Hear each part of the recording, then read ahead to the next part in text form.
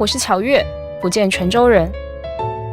咸饭是我们闽南人餐桌上不可缺少的一道主食，饭里有肉有菜，还有山珍海味，特别丰富。其中最具代表性的就是萝卜饭。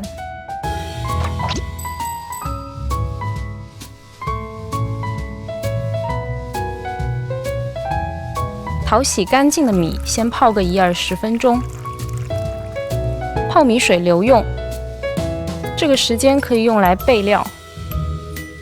闽南人做萝卜饭最常用的是胡萝卜，刨成丝更入味。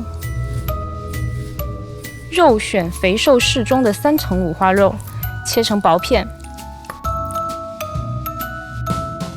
干香菇、虾干提前泡发，切配好。接着熬葱油，这也是咸饭的精髓之一。热锅下花生油，放入切碎的红葱头，小火炸香。炸到红葱碎略呈金黄色，快速倒入碗中。炒锅留一点葱油，加热后倒入肉片，炒至吐油，然后下香菇和虾干炒香。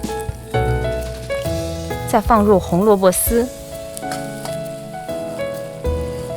加少许酱油、盐拌匀。